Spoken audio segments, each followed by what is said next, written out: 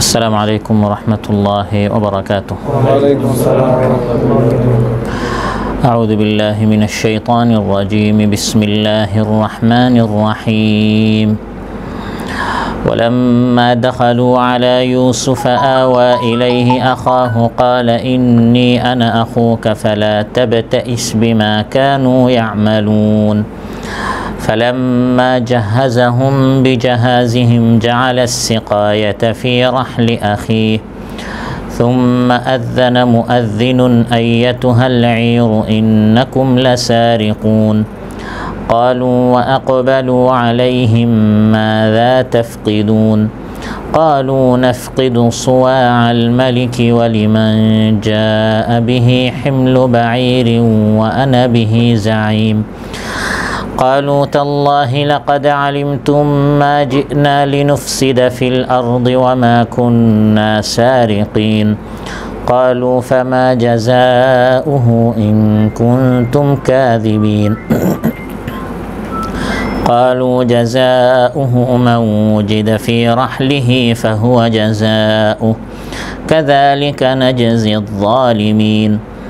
فبدأ بأوعيتهم قبل وعاء أخيه ثم استخرجها من وعاء أخيه كذلك كدنا ليوسف ما كان ليأخذ أخاه في دين الملك إلا أن يشاء الله نرفع درجات من نشاء وفوق كل ذي علم عليم.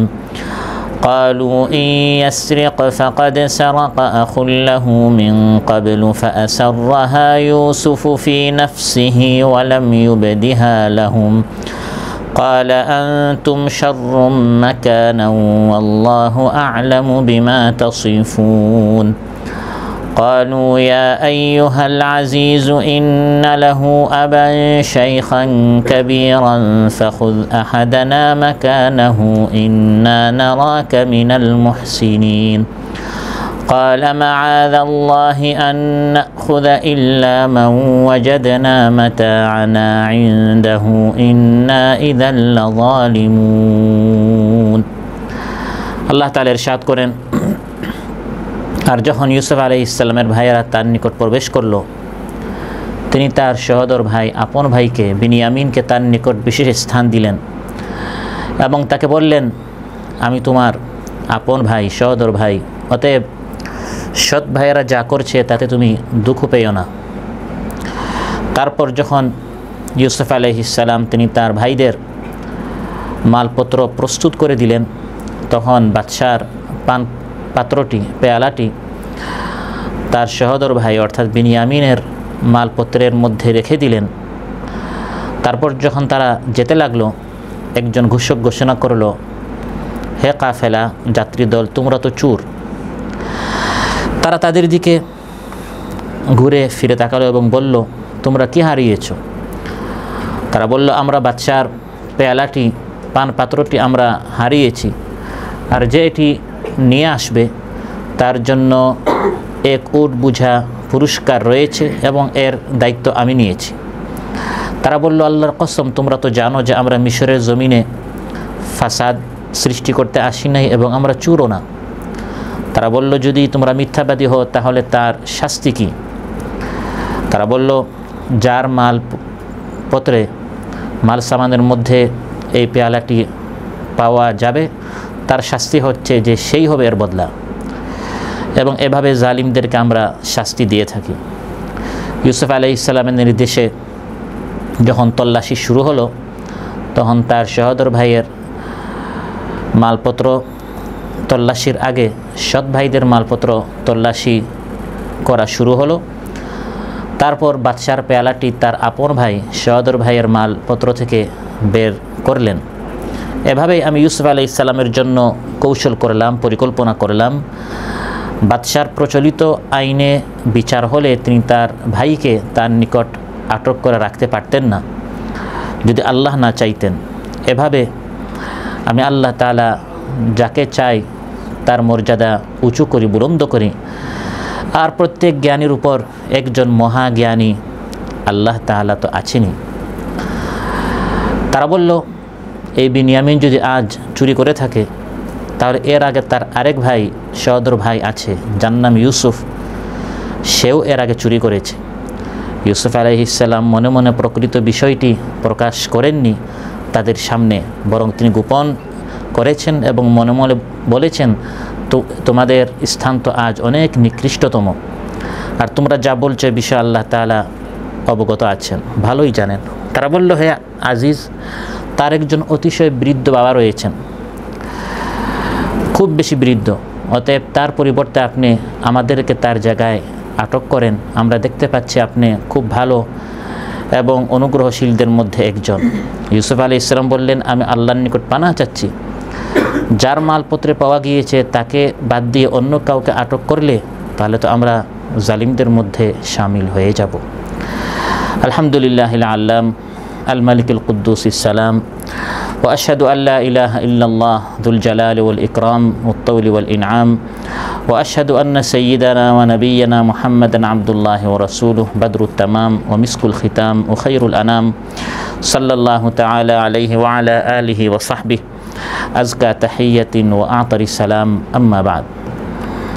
ইমাম মুসলিম শাখার অন্তর্গত নাজমা সকল হারাজ উপশাখাগুলোর উদ্যোগে আয়োজিত আজকের এই মাহফিলে উপস্থিত সম্মানিত সভাপতি এবং আমার প্রাণপ্রিয় দিনদার ইমানদার কোরআন প্রিয় ভাইরা, আজ আপনাদের সামনে সূরাত ইউসুফ থেকে 11টি আয়াত 69 থেকে 79 পর্যন্ত তিলাওয়াত করে এর সরল বাংলা অনুবাদ উপস্থাপন করলাম। এই 11টি আয়াতের আলোকে হযরত ইউসুফ আলাইহিস সালামের সুন্দর কাহিনীর একটি অধ্যায় আপনাদের সামনে তুলে ধরব এবং এখান থেকে আমরা কি শিখলাম এসব বিষয়ে আপনাদের সামনে আলোচনা উপস্থাপন করব ইনশাআল্লাহ। সম্মানিত ভাইরা, ইউসুফ আলাইহিস সালামের 11 ভাই ছিল। একজন আপন ভাই, সহোদর ভাই, যার নাম বিনিয়ামিন। বিনিয়ামিন এবং ইউসুফ আলাইহিস সালাম তারা দুইজন ছিলেন এক মায়ের, আর বাকি আরেক মায়ের 10 ভাই। তারা পরস্পর আপন ছিল, কিন্তু ইউসুফ আলাইহিস সালামের তারা সৎ ভাই ছিল। ইউসুফ আলাইহিস সালাম এবং তার সহোদর ভাই বিনিয়ামিন বয়স কম হওয়ার কারণে, ছোট হওয়ার কারণে বাবা ইয়াকুব আলাইহিস সালাম তাদেরকে একটু ভালোবাসতেন, কোলে রাখতেন, কাছে রাখতেন। আর বাকি 10 ভাই তো তারা বয়সে বড় ছিল, কাজকর্ম কষ্ট তারা করত। ফলে হিংসা করে তারা ইউসুফ আলাইহিস সালামকে অন্ধকার কুয়ায় ফেলে দিল। ঘটনার প্রবাহ চলতে থাকলো। এক পর্যায়ে অন্ধকার কুয়া থেকে মিশরের প্রধানমন্ত্রী, যাকে আজিজ মিসর বলা হয়, তার ঘরে ইউসুফ আলাইহিস সালামকে আল্লাহ তাআলা পৌঁছে দিলেন। আর সেখান থেকে মিশরের কারাগারে, আর মিশরের কারাগার থেকে আল্লাহ তাআলা ইউসুফ আলাইহিস সালামকে সম্মানের সর্বোচ্চ স্থান মিশরের সিংহাসনে আল্লাহ তাআলা ইউসুফ আলাইহিস সালামকে বসিয়ে দিলেন। সুবহানাল্লাহ বলবেন না? ইউসুফ আলাইহিস সালাম যখন মিশরের ক্ষমতায় ছিলেন, প্রথম 7 বছর মিশরের সুদিন ছিল, সবুজ সতেজ, এবং মিশরের খাজানায়, ধনভাণ্ডারে অনেক টাকা পয়সা জমা হয়েছে। এরপরে 60টি বছর এসেছে দুর্ভিক্ষের। ইউসুফ আলাইহিস সালাম বাদশার স্বপ্নের মাধ্যমে তিনি জানতে পেরেছেন যে সামনে 60টি বছর সুদিন আসবে, তারপর 60টি বছর হবে দুর্ভিক্ষের। সেজন্য পরবর্তী 7 বছরের জন্য আগের 7 বছর তিনি প্রস্তুতি নিয়েছিলেন এবং যা উৎপাদন হয়েছে তিনি সব খেয়ে শেষ করেন না, বরং জনগণকে বলেছেন সবাই সতর্ক থাকতে হবে, সামনে দুর্ভিক্ষ আসছে, আমরা যা উপার্জন করব, যা উৎপন্ন হবে এর সিংহভাগ আমরা সঞ্চয় করে রাখব, সংরক্ষণ করে রাখব, কারণ সামনে দুর্ভিক্ষের 60টি বছর আসছে। সত্যি সত্যি 60টি দুর্ভিক্ষের বছর আসলো। আর এই দুর্ভিক্ষটি শুধু মিশরেই সীমাবদ্ধ থাকলো না, পার্শ্বের দেশ ফিলিস্তিন পর্যন্ত পৌঁছে গেল। যে ফিলিস্তিনে ইউসুফ আলাইহিস সালামের ভাইরা আর বাবা ইয়াকুব আলাইহিস সালাম থাকতেন, সেখানে ইয়াকুব আলাইহিস সালাম শুনলেন যে আমাদের এই অভাব অনটন, দুর্ভিক্ষ ফিলিস্তিন পর্যন্ত পৌঁছে গিয়েছে। তারা শুনলেন যে মিশরে এক ভালো সরকার রয়েছে, রাষ্ট্রপ্রধান রয়েছে, যে সামান্য মূল্য দিলে অনেক খাদ্যশস্য মানুষদেরকে দিয়ে থাকে। তিনি জানতেন না যে এই ক্ষমতায় কে, তার ছেলে ইউসুফ আলাইহিস সালাম। তো তিনি তার ছেলেদেরকে বললেন, যাও মিশরে যাও আর সেখান থেকে খাদ্যশস্য আনার চেষ্টা করো। সেই জামানায় এই টাকা পয়সার লেনদেন ছিল না, সোনা রূপার স্বর্ণ এবং রৌপ্যের এই লেনদেন ছিল না, বরং জিনিসের মূল্যে জিনিস দেওয়া হতো। তো তারা কি করলো, তাদের ঘরে যে টুকটাক জিনিস আছে এগুলো নিয়ে গেল মিশরের সরকারের নিকট, যাতে করে এই জিনিসগুলো তারা দিবে এবং সেখান থেকে তারা কিছু খাবারের সামগ্রী নিয়ে আসবে। মিশরে যখন তারা পৌঁছলো, যখন ভাইয়েরা 10 ভাই তারা পৌঁছলো মিশরে খাদ্য সামগ্রী নিয়ে আসার জন্য, ওইদিকে বাবা ইয়াকুব আলাইহিস সালাম ইউসুফ আলাইহিস সালামের যে সহোদর ভাই বিনয়ামিনকে যেতে দেন নাই, কারণ তিনি তার এই 10 ছেলেকে বিশ্বাস করেন নাই। কারণ একবার তারা তাদের সৎ ভাই ইউসুফকে অন্ধকার কুয়ায় ফেলেছে, এবার দূরদেশ মিশরে যদি তাদের আরেক সৎ ভাই বিনয়ামিনকে সাথে নিয়ে না জানে কোন আরেক কুয়ায় তারা ফেলে আসবে, গুম করে আসবে, মেরে আসবে, এজন্য তিনি দেন নাই। 10 ভাই যখন ইউসুফ আলাইহিস সালামের দরবারে পৌঁছলো, ফাআরাফাহুম ওয়া হুম লাহু মুনকিরুন, দেখা মাত্রই তিনি তাদেরকে চিনলেন কিন্তু তারা তাকে চিনে নাই।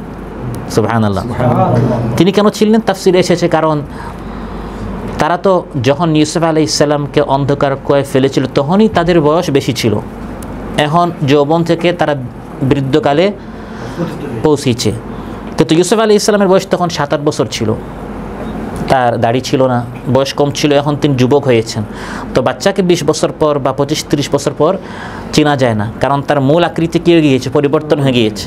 কিন্তু বড় ভাইয়েরা তারা বড় থেকে বেশি বড় হয়েছে, বৃদ্ধ হয়েছে, ফলে তিনি তাদেরকে চিনতে পেরেছেন। আর আরেকটি কারণ হচ্ছে ইউসুফ আলাইহিস সালাম তার ধারণা ছিল হতে পারে তার ভাইয়েরা কোনোদিন তার নিকট আসতে পারে, কারণ দুর্ভিক্ষ তো মিশর থেকে ফিলিস্তিন পর্যন্ত পৌঁছে গিয়েছে। ইউসুফ আলাইহিস সালামের নিকট এই খবর এসেছে, বিভিন্ন আশপাশের দেশ থেকে তার নিকট মানুষ তাড়ান নিতে আসছে, হতে পারে তার ভাইয়েরা তার বাবা কোনোদিন তার নিকট আসতেও সম্ভাবনা আছে না নাই? কিন্তু ভাইদের দূর সম্ভাবনা এটা ছিল না যে আমরা যে ইউসুফকে অনেক বছর আগে অন্ধকার কুয়ায় ফেলেছি, এই ইউসুফ আমাদের সামনে এখন মিশরের সিংহাসনে বসা, এটা তার কল্পনাই। এই জন্য তারা ইউসুফ আলাইহিস সালামকে চিনে নাই, কিন্তু তিনি তাদেরকে চিনে ফেললেন।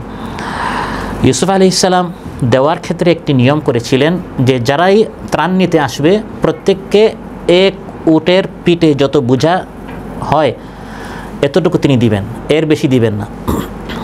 যখন 10 ভাই এসেছে, 10 ভাইকে তিনি 10টি উট পিঠ বোঝা করে তিনি তাদেরকে খাদ্য সামগ্রী দিলেন। তারা বলল যে আমাদের আরেক ভাই আছে, যার নাম বিনিয়ামিন, কিন্তু তারা জানতো না যে যার নিকট বলছে সে হচ্ছে বিনিয়ামিনের সহোদর আপন ভাই। তারা বলল যে আমাদের আপন আরেক ভাই আছে, তার জন্য আপনি এক উট বোঝা করে খাদ্য সামগ্রী দেন। তিনি বললেন না, এটা আমাদের সরকারি আইন যে যারাই আসবে এক একজনকে আমরা এক এক উট বোঝা করে দিব। বাসায় কে আছে, দেশে কে আছে, এরকম যদি আমরা গণহারে দিতে থাকি আমাদের খাজানায় ভান্ডারে দেশের ফান্ডে আর থাকবে না। সেজন্য তোমরা আরেকবার আসবে, দ্বিতীয়বার আসার সময় তোমরা তোমাদের ওই ভাইকেও সাথে নিয়ে আসবে। তিনি তো মনে মনে খুশি যে তার সহোদর ভাইকে তিনি তার সাথে কি হবে, সাক্ষাৎ হবে। আর যদি তোমরা দ্বিতীয়বার আসার সময় ওই ভাইকে সাথে নিয়ে না আসো তোমাদেরকেও কিছু দেওয়া হবে না। ওই ভাইয়ের জন্য তো দেওয়াই হবে না, তোমাদেরকেও দেওয়া হবে না, কারণ এটা প্রমাণিত হবে যে তোমরা আমাকে ধোঁকা দেওয়ার চেষ্টা করেছো, যে আমাদের আরেক ভাই আছে, আসলে কোনো ভাই নেই, তোমরা বেশি নেওয়ার জন্য প্রতারণা করার চেষ্টা করছিলে। তিনি চাচ্ছিলেন যে কোনোভাবে তার আপন ভাই সহোদর ভাই বিনয়ামিন যেন তার সামনে হাজির হয়, 2 ভাইয়ের সাক্ষাৎ যেন হয়। দ্বিতীয়বার তারা আসলো। আসার সময় তাদের সৎ ভাই বিনয়ামিন ইউসুফ আলাইহিস সালামের সহোদর ভাই বিনয়ামিনকে তারা সাথে নিয়ে আসলো। ولما دخلوا على يوسف آوى إليه أخاه قال إني أنا أخوك فلا تبتئس بما كانوا يعملون। আল্লাহ তাআলা বলেন, যখন 11 ভাই, এর মধ্যে 10 জন হচ্ছে ইউসুফ আলাইহিস সালামের সৎ ভাই আর একজন হচ্ছেন বিনয়ামিন সহোদর ভাই, সবাই যখন তার নিকট প্রবেশ করলো, ইউসুফ আলাইহিস সালাম তাদেরকে সরকারি মেহমানখানায় স্পেশালভাবে থাকতে দিলেন। প্রত্যেক 2 ভাইকে এক রুমে থাকতে দিলেন। 10 ভাই 10 রুমে গেল, এখন বিনয়ামিন কোন রুমে থাকবে? তিনি এই কৌশল অবলম্বন করেছেন, কারণ তার সাথে তো একান্তে থাকতে হবে। এখন যদি 3 জন করে দেন বা 4 জন করে দেন বা সবাইকে এক রুমে দেন, তখন বিনয়ামিনের সাথে তিনি একান্তে গোপনে কথা বলতে পারবেন না। 2 জন করে এক এক রুমে দিলেন, আর বিনয়ামিনের সাথে ইউসুফ আলাইহিস সালাম বললেন যে সে আমার সাথে থাকবে। আওয়া ইলাইহি আখা, তিনি বিনিয়ামিনকে তার সাথে বিশেষ মর্যাদায়, বিশেষ রুমে, বিশেষ স্থান দিলেন। একান্তে তিনি তাকে বললেন, বিনিয়ামিন ইন্নী আনা আখুক, আমি কিন্তু তোমার ভাই। তোমার ভাই ওই অন্ধকার কুয়ায় মারা যায় নাই, গুম হয় নাই, শেষ হয় নাই, বরং এখন আমাদের সৎ ভাইয়েরা যার নিকট ত্রাণ নিতে এসেছে, যার কাছ থেকে তাদের অভাব অনটন দূর করার জন্য সাহায্য নিতে এসেছে, আমি হচ্ছি সেই ইউসুফ। কিন্তু এই গোপনটি তুমি এখন প্রকাশ করিও না। আমি নবী, আল্লাহ যখন হুকুম করবেন তখন আমরা এই বিষয়টি, প্রকৃত বিষয়টি তাদের সামনে প্রকাশ করব। কারণ নবীরা আল্লাহর হুকুম ছাড়া কোনো কিছু করেনও না, বলেনও না। যখন আল্লাহ বলবেন তখন এই সত্যটি, এই প্রকৃত গোপনটি তাদের সামনে প্রকাশ করা হবে। কিন্তু এখন শুধু আমি তোমাকে জানিয়ে রাখলাম। আর বিনিয়ামিনও মনে মনে খুব তার ইচ্ছা ছিল যদি এই ভাইদের কবল থেকে তিনি বাঁচতে পারতেন। কারণ যদিও তিনি বাবা ইয়াকুব আলাইহিস সালামের সাথে ছিলেন, কিন্তু ভাইদের জুলুমে তিনি অতিষ্ঠ ছিলেন। এক ভাই ইউসুফকে তারা অন্ধকার কুয়ায় ফেলেছে, এ থেকে ধারণাই করা যায় যে আরেক ভাই বিনিয়ামিনকে দিবানিশে রাত দিন তারা কত কষ্ট দিত, কথায় বার্তায় কষ্টকর সব কাজ করাতো এবং ধমক ইত্যাদি দ্বারা বিনিয়ামিনের জীবনকে তারা অতিষ্ঠ করে রেখেছিল। বিভিন্ন রেওয়ায়তে পাওয়া যায় যে বিনিয়ামিন নিজে বলেছে যে ভাইজান, আমি আপনার কাছে থাকতে চাই, এই সৎ ভাইদের সাথে আমি আমাদের ফিলিস্তিন কানানে ফিরে যেতে চাই না।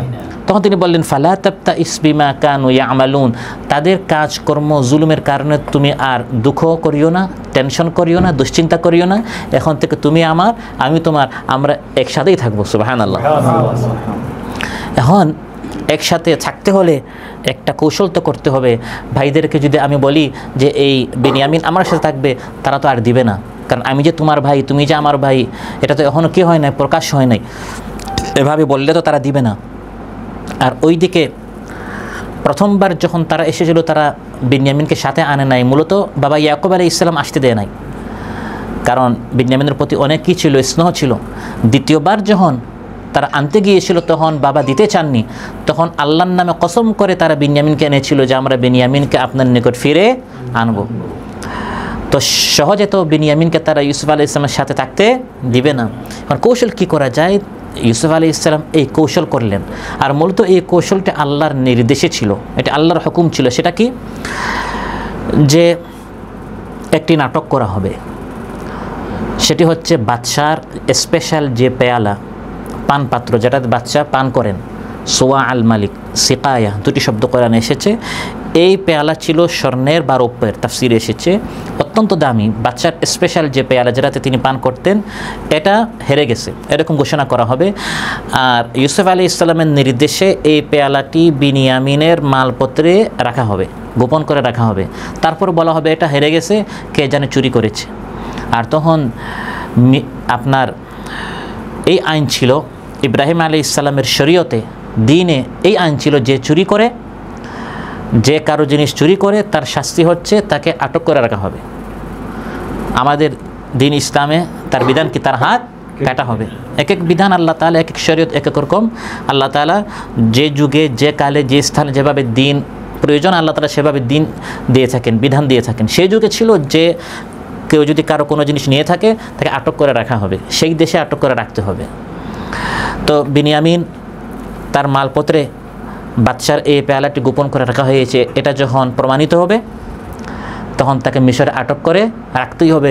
তারা তো তাদের সাথে তাকে নিতে পারবে না। ফালাম্মা জাহাযাহুম বিজাহাযিহিম জাআলা আস-সিকায়াতা ফি রাহলি আখি সুম্মা আযানা মুআযযিনুন আইয়াতুহাল ঈরু ইন্নাকুম লাসারিকুন।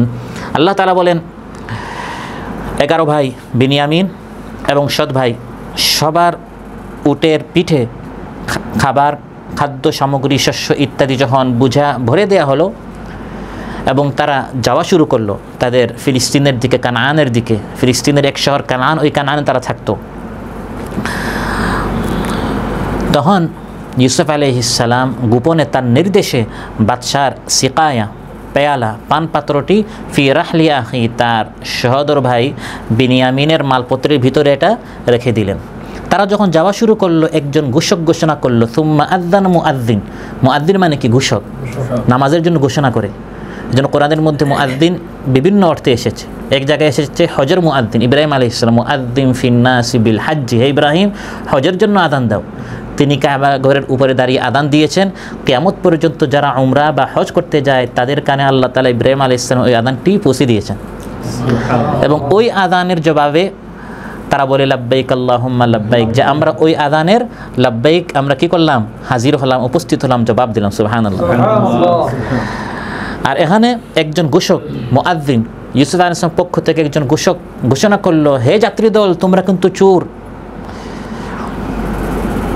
প্রশ্ন আসতে পারে তাদেরকে যে চোর বলা হলো এটা কি সত্য? এটা কি সত্য? ইউসুফ আলাইহিস সালাম একজন নবী হয়ে এই কাজটি কিভাবে তিনি করলেন, যে যারা চোর নয় তাদেরকে চোর বলা বা এই পুরো নাটকটা করা কতটুকু জায়েজ হয়েছে? এর উত্তর হচ্ছে, এক, আসলে তো তারা চোর, কারণ তারা ইউসুফ আলাইহিস সালামকে চুরি করে অন্ধকার কুয়ায় ফেলেছিল। এই অর্থে তারা চোর কিনা? এটি হচ্ছে একটি অর্থ।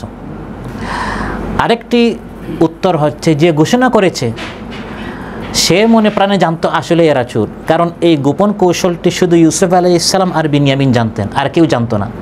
ইউসুফ আলাইহিস সালামের নির্দেশে বিনিয়ামিনের মালপত্রে এই পেয়ালাটি ঢুকানো হয়েছে। তারপর যারা ঘোষণা করতে গিয়েছে, সরকারি যারা কর্মচারী ছিল, তারা জানতো না যে এখানে একটি কৌশল, এখানে একটি পরিকল্পনা করা হয়েছে।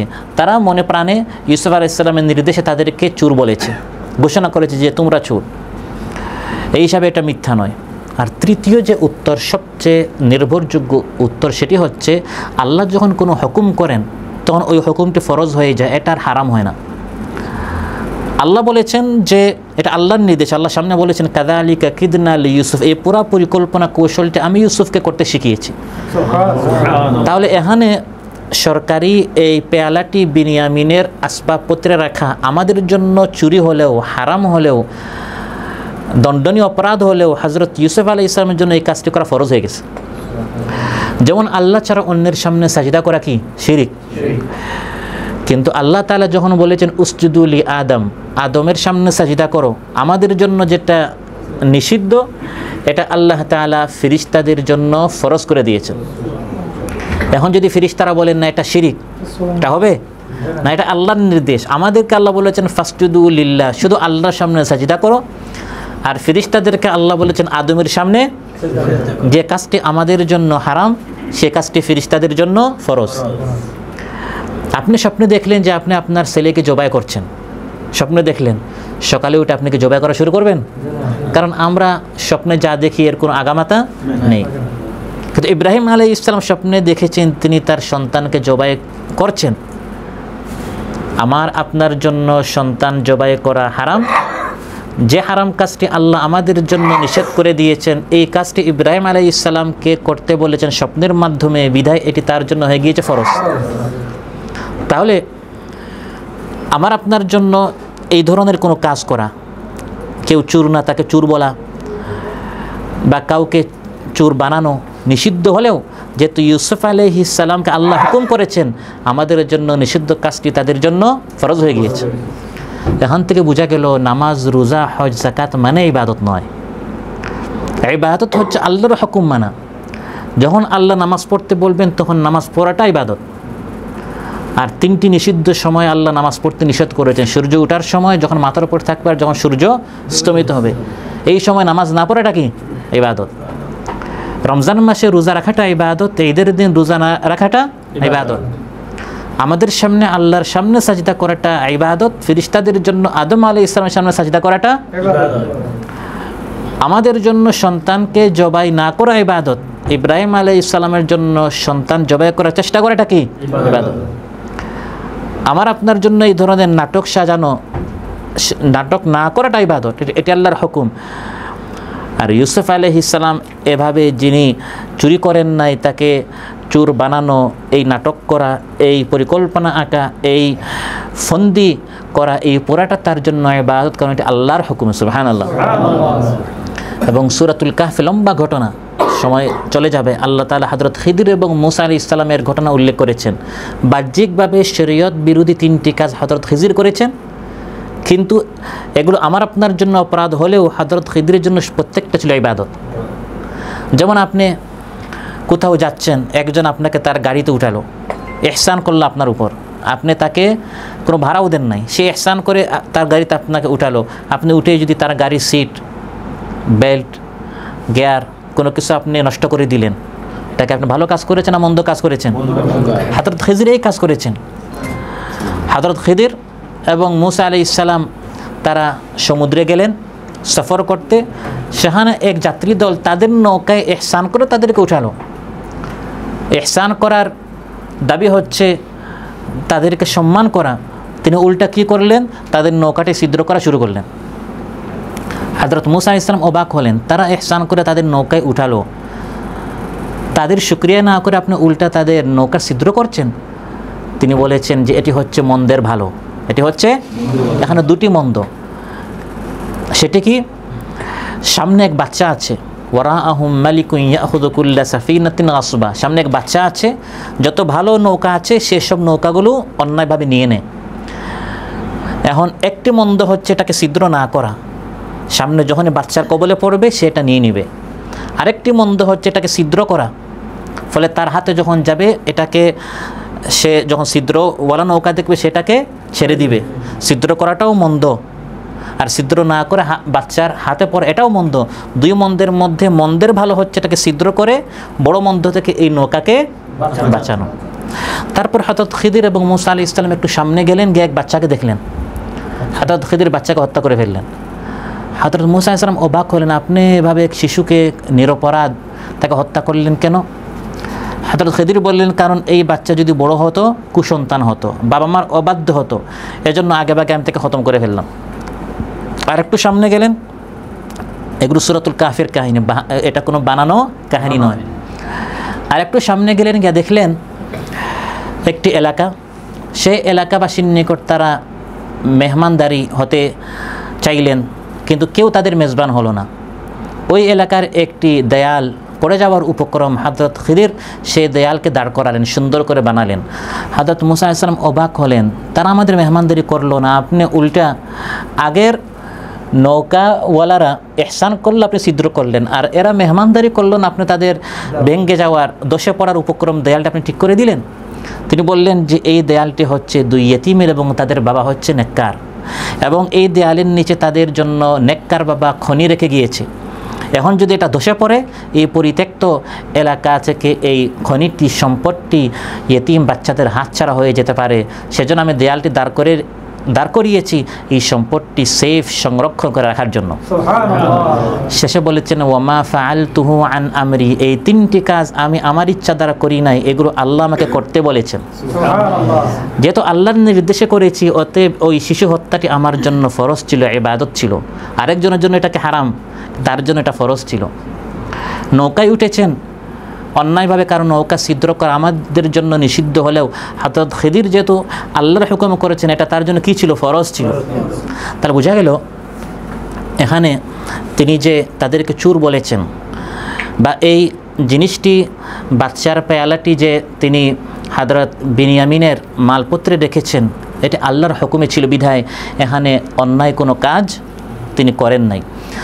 যখন তাদেরকে চোর বলে ঘোষক বলল, তখন তারা তাদের দিকে ফিরে তাকালো, ঘুরে তাকালো আর বলল, তোমরা কি হারিয়েছ?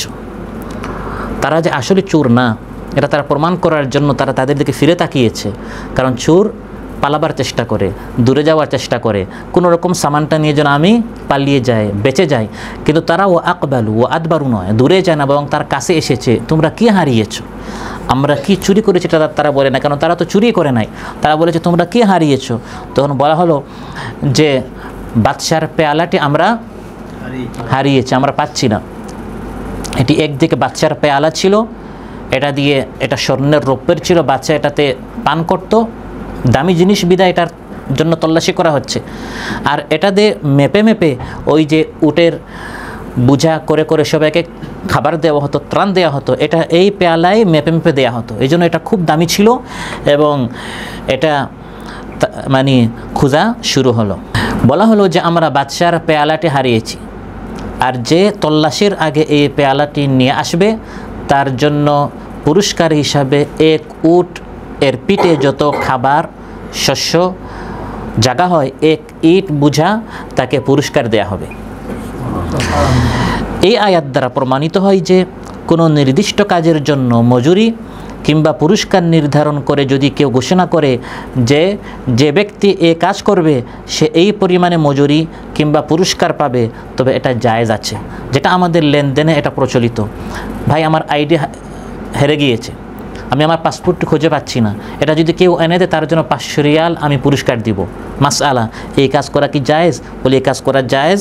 সূরা ইউসুফের 72 নম্বর আয়াতে আল্লাহ বলেছেন যে ইউসুফ আলাইহিস সালামের ভাইদেরকে এভাবে একটি পুরস্কার ঘোষণা করা হয়েছে। আমাদের লেনদেন ইত্যাদি যত কাজ আমরা করি জায়েজ না জায়েজ এটা প্রমাণ করার জন্য কোরআন এবং সুন্নাহ থেকে দলিল দিতে হয়। তো এই যে লেনদেন করার সময় আমরা বলি ভাই আমার একটি হারানো বিজ্ঞপ্তি, এটা যদি কেউ এনে দিতে পারে অমুক পুরস্কার দেয়া হবে, বা অনেক সময় সরকারের পক্ষ থেকে বলা হয় অমুক পলাতক আসামি রয়েছে, তাকে যদি কেউ এনে দিতে পারে তার জন্য এত পুরস্কার রয়েছে। এই ধরনের পুরস্কার ঘোষণাটা কি জায়েজ? এখানে ঘোষণা করা হয়েছে যে এই হারানো পেয়ালাটি যদি কেউ এনে দিতে পারে তার জন্য প্রত্যেকে তো এক একটা উট বুঝা খাবার পেয়েছে, তাকে এক্সট্রা আরেকটা দেয়া হবে। ওয়ানা বিহি জাইম, যে ঘোষণা করছে সে বলল যে এই দেয়ার দায়িত্বটি জামিন আমি হলাম, অর্থাৎ পাওয়ার পর যদি আবার তাকে দেয়া না হয়, এজন্য আগেভাগে বলা হচ্ছে যে যদি কেউ তল্লাশির আগে দেয় তাকে অবশ্যই দেয়া হবে। যিনি ঘোষক তিনি বলছেন এটার দায়িত্ব আমি নিলাম। তাহলে বোঝা গেল লেনদেনের ক্ষেত্রে একজন আরেকজনের জামিন হওয়াটাও যে জায়েজ, এটা এই আয়াত দ্বারা প্রমাণিত। আপনাদের দুইজনের মধ্যে ঝগড়া হলো, একজনে আরেকজনের কাছে 1000 রিয়াল পান, আমি মাঝখান থেকে বললাম যে ভাই সমস্যা করিয়েন না, আমি এটার দায়িত্ব নিলাম, আমি এটার জামিন হলাম, এটাও আমাদের লেনদেনে প্রচলিত, এটাও যে জায়েজ এটা এই আয়াত থেকে প্রমাণিত। যাই হোক, তখন ইউসুফ আলাইহিস সালামের ভাইয়েরা কসম করে বলল, আর তারা তাদের শপথে সত্যবাদী ছিল, তারা বলল আল্লাহর কসম করে আমরা বলছি, আর আপনারা তো জানেন যে আমরা আসলে এখানে চুরি করতেও আসি নাই এবং কোনো বিপর্যয় সৃষ্টি করতেও আসি নাই, আমরা এখানে এসেছি কিছু খাবার নেয়ার জন্য। আমরা 2 বার এসেছি, এবার এবং আগের বার। কোনোবার আমরা কোনো অনাকাঙ্ক্ষিত কাজ, আমরা কোনো অপরাধ আমাদের মাধ্যমে সংগঠিত হয় নাই, আমরা রাজকীয় মেহমানখানে আমরা ছিলাম, আমাদের মেহমানদারি করা হয়েছে, আমরা আমাদের ত্রাণ নিয়েছি, আমরা চলে গিয়েছি, আমরা কোনো পেয়ালাও চুরি করি নাই, আমরা এগুলো কিছুই জানি না।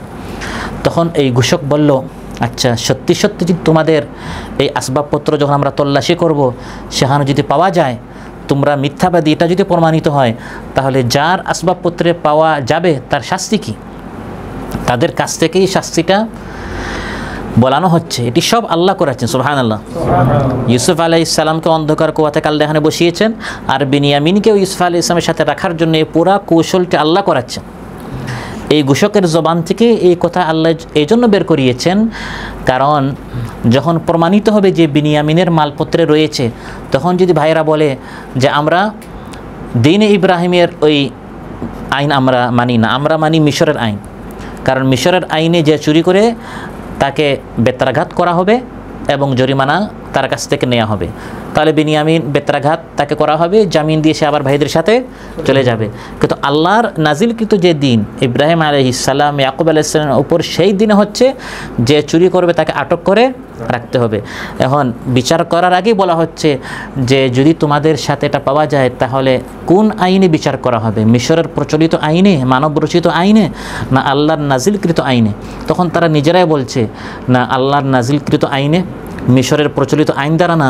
ইয়াকুব আলাইহিস সালাম ইব্রাহিম আলাইহিস সালামের ওপর যে দিন নাজিল হয়েছে সে আল্লাহ প্রদত্ত সেই দিনের মধ্যে যেভাবে বলা হয়েছে যে চোরকে আটক করা হবে, গ্রেফতার করা হবে, সেই আইন দ্বারা বিচার করা হবে, আর জালিমদের শাস্তি এভাবেই হয়ে থাকে।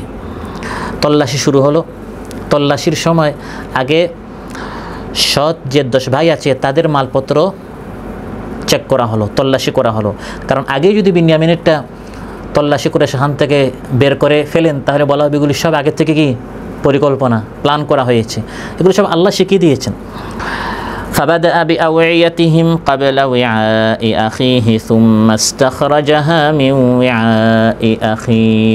আল্লাহ তাআলা বলেন যখন তল্লাশি করা শুরু হলো তখন যারা তল্লাশি করেছে ইউসুফ আলাইহিস সালামের নির্দেশে, তারা সহোদর যে 10 ভাই আছে সৎ যে 10 ভাই আছে তাদের মালপত্রগুলো আগে তারা তল্লাশি করলো, সেখানে পেল না।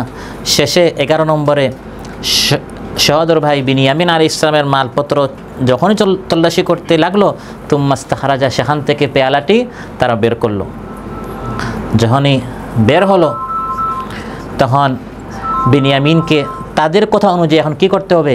মিশরে রেখে দিতে হবে। কারণ তারাই আগে বলেছে যে মিশরের আইন নয়, বরং ইব্রাহিম আলাইহিস সালামের উপর যে দিন নাজিল হয়েছে ওই দিন দ্বারা বিচার হবে। আর সেই দিনে আল্লাহ বলে দিয়েছেন কেউ যদি কারো মাল নিয়ে থাকে তাহলে তাকে গ্রেফতার করতে হবে। আল্লাহ তাআলা বলেন কাযালিকা কিদনা লিইউসুফ, যে আমি আল্লাহ তাআলা ইউসুফ আলাইহিস সালামের জন্য এই কৌশলটা আমি করিয়েছি। সুবহানাল্লাহ। তাহলে বোঝা গেল ইউসুফ আলাইহিস সালাম এই যে কাজগুলো করেছেন এখানে মনে কোনো সন্দেহ বা প্রশ্ন আসার কোনো সুযোগ নেই। কারণ এগুলো আল্লাহ তাআলা, যিনি আমার আপনার স্রষ্টা, আইনদাতা, বিধানদাতা, হাকিম, তিনি এভাবে করতে হুকুম করেছেন। বাহ্যিকভাবে এটা অন্যরকম মনে হলেও মূলত এটা জায়েজ। মূলত এখানে কোনো সন্দেহ করার কোনো সুযোগ নেই।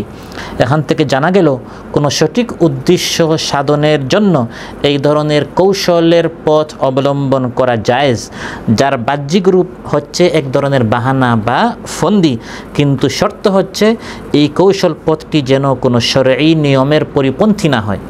এমন কৌশল আবার করতে যায় না যেটা সরাসরি ইসলাম বিরোধী। যদি এই কৌশলটি মূলত জায়েজ হয়, দেখতে মনে হচ্ছে না জায়েজ কিন্তু ভিতরে ভিতরে জায়েজ, তাহলে এই ধরনের কৌশল করা যাবে। যেমন রাসূল সাল্লাল্লাহু আলাইহি সাল্লাম যখন মক্কা থেকে মদিনায় হিজরত করছিলেন, তার সাথী কে ছিলেন? হযরত আবু বকর রাদিয়াল্লাহু আনহু। হযরত আবু বকর সিদ্দিক রাদিয়াল্লাহু আনহুকে মানুষ চিনত, কারণ তিনি ব্যবসায়ী ছিলেন। মক্কা, মদিনা এবং সিরিয়ার পথে তিনি সবসময় ব্যবসা আমদানি রফতানি করতেন। আর মহানবী সাল্লাল্লাহু আলাইহি সাল্লামকে মানুষ তেমন একটা চিনত না, কারণ তিনি সফর ভ্রমণ কম করতেন। তো তিনি গোপনে সফর করছেন, মক্কাবাসী তাকে খুঁজছে। এমন সময় যখন মানুষ তাকে জিজ্ঞাসা করতো আপনার সাথে এই কে, তিনি যদি বলতেন এই হচ্ছে মুহাম্মদ সাল্লাল্লাহু আলাইহি সাল্লাম, তাহলে তো হাতে নাতে তারা ধরে মক্কায় তারা তো হন্যে খুঁজছে যে মুহাম্মদকে জীবিত বা মৃত এনে দিলে 100টি উটকি রয়েছে, পুরস্কার রয়েছে। এখন তো সত্য বললে মুসিবত, আর মিথ্যা বলা যাবে? হযরত আবু বকর রাদিয়াল্লাহু আনহু তিনি একজন সাহাবী এবং শ্রেষ্ঠ সাহাবী, তিনি তো মিথ্যা কথা বলতে, তো এই যে হযরত ইউসুফের এই কাহিনীর মতো তিনি একটি কথা বলতেন যার বাহ্যিক মনে হতো এটা অসত্য, মূলত সত্য। সেটা কি? তিনি এক কথায় উত্তর দিতেন। প্রশ্ন করা হতো উনিকে, তিনি বলতেন হুয়া হাদিন ইয়াহদিনী, তিনি একজন পথ প্রদর্শক, আমাকে পথ দেখাচ্ছেন। তারা মনে করতো মক্কা মদিনার পথ, আর তার নিয়ত হচ্ছে জান্নাতের পথ। তারা মনে করতো তিনি মক্কা থেকে মদিনার পথ, আমি আবু বকর চিনি না, ওনাকে সাথে নিয়েছে মদিনার পথ দেখানোর জন্য। আর তার মনে মনে হচ্ছে তিনি হচ্ছেন নবী রাসূল, আমাকে জান্নাতের পথ দেখাচ্ছেন, হাদিনী ইয়াহদিনী, তিনি আমাকে হিদায়াত দিচ্ছেন। মক্কা থেকে মদিনার পথ নয়, বরং জান্নাতের পথ। তো এই ধরনের বিপদ থেকে, যেমন হযরত ইউসুফ আলাইহিস সালাম একটা বিপদে ছিলেন, তার ভাইকে তার কাছে রাখতে চাচ্ছেন, এখান থেকে বাঁচার জন্য তিনি এই কৌশলটি অবলম্বন করেছেন। এই ধরনের কৌশল অবলম্বন করা জায়েজ। আল্লাহ তাআলা বলেন এই পুরা কৌশলটা আমি আল্লাহ তাআলা ইউসুফ আলাইহিস সালামের জন্য করে দিয়েছি। এই কৌশলটি ইল্লা আইয়াশা আল্লাহ, আমি আল্লাহ যদি না চাইতাম তাহলে মিশরের যে প্রচলিত আইন, বাদশার যে আইন, ওই আইন অনুযায়ী তিনি তার ভাইকে তার নিকট রাখতে পারতেন না। কারণ প্রচলিত আইন অনুযায়ী যে কেউ যদি কারো মাল নিয়ে থাকে তাকে জরিমানা করা হবে, বেত্রাঘাত করা হবে। সে আইন অনুযায়ী বিচার করা হলে বিনিয়ামিন তো চলে যেত, বেত্রাঘাত করে জরিমানা দিয়ে চলে যেত। মা কানা লিয়াখুযা আখাহু ফি দীনিল মালিকি ইল্লা আইয়াশা আল্লাহ। তাহলে এই কৌশলটি আল্লাহ তাআলা শিক্ষা দিয়েছেন হযরত ইউসুফ আলাইহিস সালামকে আরও সম্মানিত করার জন্য। শুধু মিশরের সিংহাসনে বসিয়েছেন তা নয়, নারফাউ দারাজাতিম মান নাশা, আমি আল্লাহ তাআলা যাকে চাই তাকে এভাবে সম্মানিত করি। একদিকে ইউসুফ আলাইহিস সালামকে মিশরের সিংহাসনে বসিয়েছি, আর এই কৌশলটি করে আমি তার কাছে তার সবচেয়ে আপন তার সহোদর ভাইকেও আমি তার সাথে রাখার ব্যবস্থা করে দিয়েছি। আল্লাহ তাআলা এভাবে মর্যাদা উঁচু করেন, বিপদ থেকে বাঁচার পথ শিখিয়ে দেন। পথটি আল্লাহ আপনার অন্তরে ঢেলে দিবেন। আল্লাহকে ভয় করলে, তাকওয়ার পথ অবলম্বন করলে, ইউসুফ আলাইহিস সালামের মতো সবর করলে আল্লাহ তাআলা ওয়া মান ইয়াত্তাকিল্লাহা ইয়াজআল লাহু মাখরাজা, বাঁচার রাস্তা আল্লাহ খুলে দিবেন, বের হওয়ার রাস্তা আল্লাহ দেখিয়ে দিবেন। এই ধরনের রাস্তা কৌশল ইউসুফ আলাইহিস সালাম জানতেন না, বুঝতেন না, কিন্তু আল্লাহ বুঝিয়েছেন, আল্লাহ শিখিয়েছেন। ইন্নাহু মাইয়াত্তাকি ওয়া ইয়াসবির, তিনি নিজে বলছেন যে আমি তাকওয়ার পথ অবলম্বন করেছি, সবর করেছি, বিদায় আল্লাহ তাআলা আমার জন্য এই বিপদটি দূর করে এই পথটি সহজ করে দিয়েছেন। সুবহানাল্লাহ। ওয়া ফাওকা কুল্লি যি ইলমিন আলিম, ইউসুফ আলাইহিস সালামকে আল্লাহ অনেক কিছু শিখিয়েছেন, অনেক সম্মানিত করেছেন ইলমের মাধ্যমে। কিন্তু যে যত বড় জ্ঞানী হোক না কেন, আল্লাহ আরেকটি কথা শিখাচ্ছেন, প্রত্যেক জ্ঞানীর উপর আরেকজন জ্ঞানী আছে। অর্থাৎ ইউসুফ আলাইহিস সালাম অনেক সম্মানিত হয়েছেন, অন্ধকার কুয়া থেকে মিশরের সিংহাসনে বসেছেন, তিনি তো নবী, তার ভিতরে কোনো অহংকারী আসবে না। কিন্তু এই ধরনের পরিস্থিতি যদি আমাদের কারো হয়, গরিব ছিলাম, অসহায় ছিলাম, মিসকিন ছিলাম, আর্থিক সংকটে ছিলাম, সেখান থেকে আল্লাহ প্রবাসে আনলেন, দোকানের মালিক বানালেন, প্রতিষ্ঠানের মালিক বানালেন, ব্যবসায় উন্নতি দিলেন, এটা আল্লাহর দয়া, এটি আমার বিচক্ষণতা নয়। আমি ব্যবসা বুঝি, আমি শ্রম দিয়েছি, আমি কষ্ট করেছি, মাথার গাম পায়ে ফেলেছি, এটা আমার অবদান নয়, এটা আমার কৃতিত্ব নয়, বরং এটি আল্লাহর নিয়ামত। ওয়া ফাওকা কুল্লি যি ইলমিন আলিম, আপনার চেয়ে আরও জ্ঞানী পৃথিবীতে আছে। তারা ব্যবসা করতে পারছে না, তাদের উন্নতি হচ্ছে না, তাহলে আপনার হয়েছে কিভাবে? এটা আপনার জ্ঞানের মাধ্যমে নয়, এটা আল্লাহর অনুগ্রহ, এটা আল্লাহর ইহসান।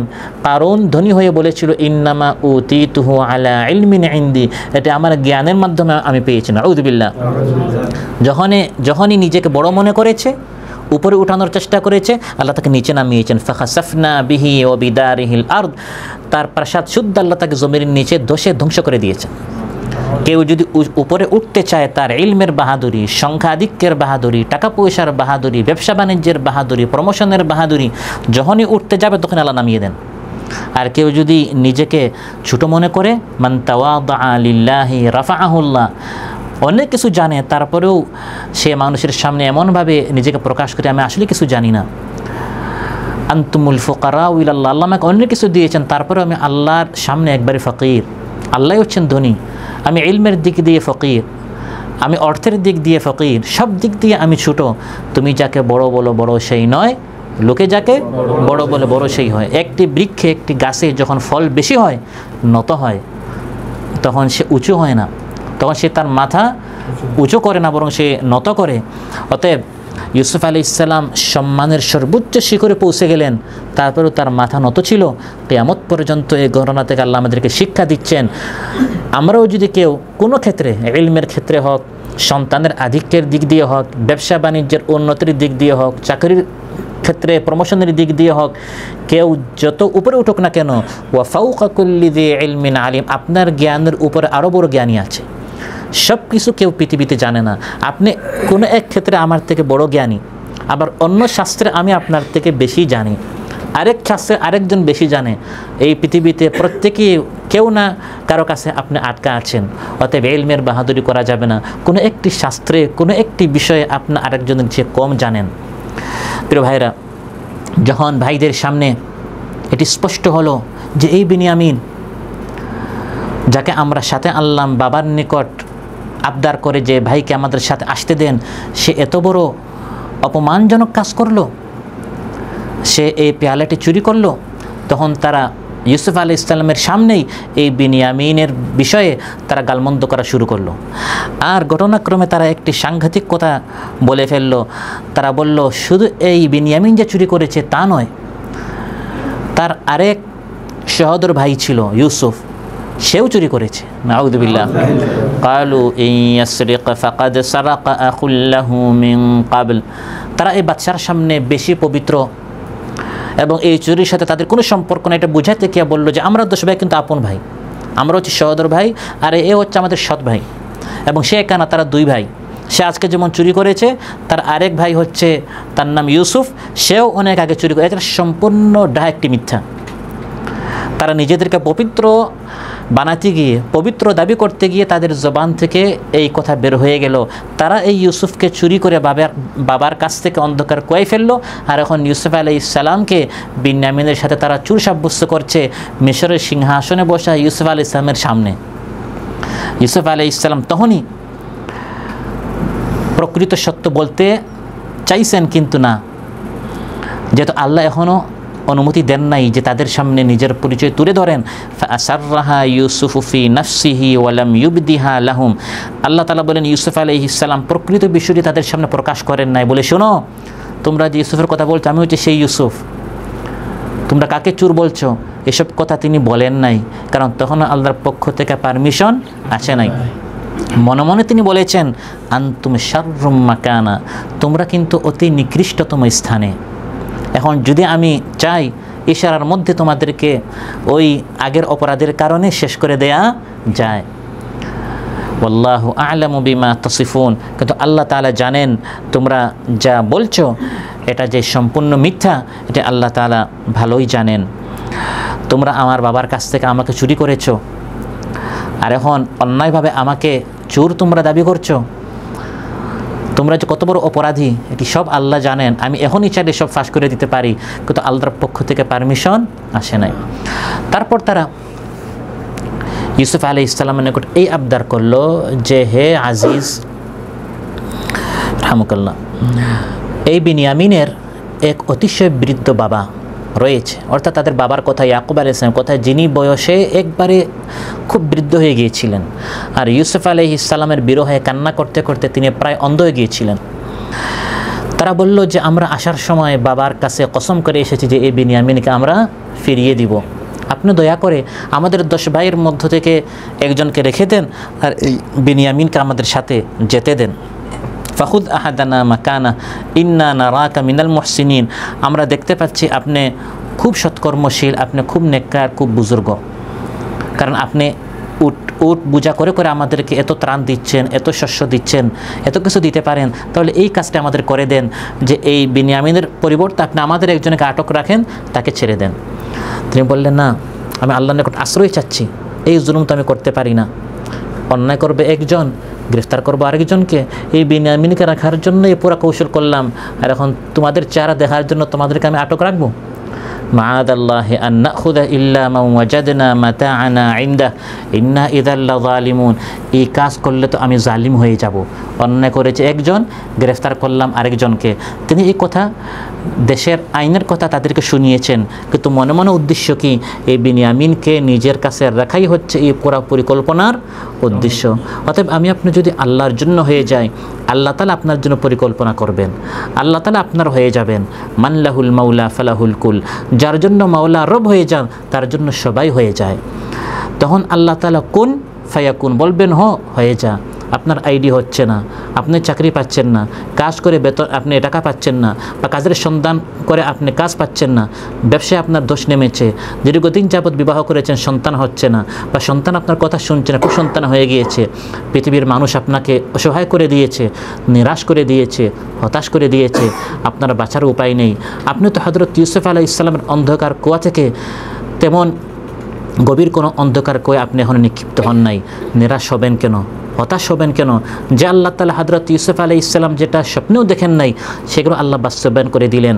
মরণ কুয়া থেকে তাকে মিশরের সিংহাসনে পৌঁছে দিলেন এবং তার ভাইকে তার কাছে রাখার ব্যবস্থা করে দিলেন, আর সামনে শুধু ভাই নয় বরং বাবা মাকেও তার নিকট পৌঁছে দিলেন। সুবহানাল্লাহ।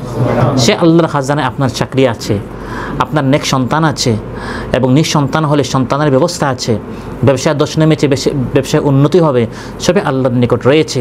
কিন্তু এর জন্য আমাকে আপনাকে তাকওয়ার পথ অবলম্বন করতে হবে, সবর করতে হবে। আমরা যদি আল্লাহর হুকুম মানি, আল্লাহ তাআলা তখন আমাদের ডাকে সাড়া দিবেন। উজিবু দাওয়াতাদ দাঈ ইযা দাআনি ফালইস্তাজিবু লি, যে দোয়া করে আমি তার দোয়ায় সাড়া দেই, শর্ত হচ্ছে সে যেন আমার ডাকে সাড়া দেয়। আমি যদি আল্লাহর ডাকে সাড়া দেই, আল্লাহর বিধানগুলো মানি, নিষেধ হলে বর্জন করব, হুকুম হলে পালন করব, তখন অবশ্যই আল্লাহ সুবহানাহু ওয়া তাআলা আমাদের ডাকে সাড়া দিবেন, আমাদের চাহিদাগুলো আল্লাহ তাআলা পূরণ করবেন। আল্লাহ সুবহানাহু ওয়া তাআলা আজকে যে আলোচনা হলো, এই আলোচনার উপর আমাদের সবাইকে আমল করার তৌফিক দান করুন। আমাদের মধ্যে যারা অসুস্থ আছেন আল্লাহ তাআলা সুস্থ করে দেন, যার যেমনের চাহিদা আছে আল্লাহ তাআলা নেক চাহিদাগুলো পূরণ করুন। আসসালামু আলাইকুম ওয়া রাহমাতুল্লাহি ওয়া বারাকাতুহু। নহে সমাপ্ত কর্ম মোদের, অবসর কোথা বিশ্রামের, উজ্জ্বল হয়ে ফুটেনি আজো সুবিমল জ্যোতি তাওহীদের। নহে সমাপ্ত কর্ম মোদের।